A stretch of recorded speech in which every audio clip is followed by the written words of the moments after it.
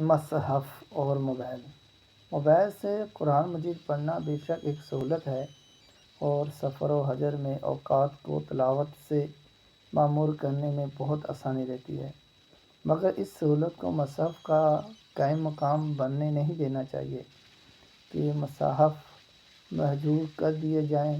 7 وجوہات کی بنا پر مصحف کی موجودگی میں موبائل سے تلاوت نہ کرنا اولیٰ ہے۔ نمبر 1، مصحف کی حرمت ہے، موبائل کی کوئی حرمت نہیں، اس لیے موبائل کو باتھ روم لے جا سکتے ہیں مگر مصحف کو نہیں۔ نمبر 2، مصحف اصل ہے اور موبائل فرع۔ اہل علم کو اتفاق ہے کہ اصل کی موجودگی میں فرع کی طرف جانا درست نہیں۔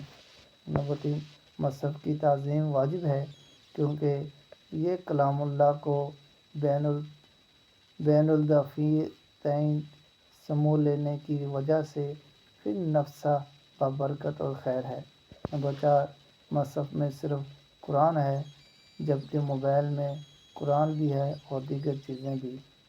نمبر 5، مصحف سے پڑھنا اسلامی شعائر میں سے ہے جس کی ترویج اور اشاعت کرنی چاہیے تاکہ یہ شاعرہ باقی رہے۔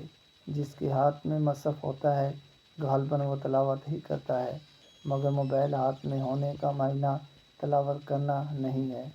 نمبر 6، موبائل سے پڑھنے والا اس خطرے سے خالی نہیں رہتا کہ وہ دوران تلاوت دیگر ویب سائٹ اور فضولیات میں داخل ہو جائے۔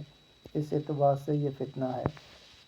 یہ 6 باتیں شیخ عبداللہ بن صالح الفوزان حفظہ اللہ نے سموت الفرائد میں شرور الافراد میں ذکر کی ہیں۔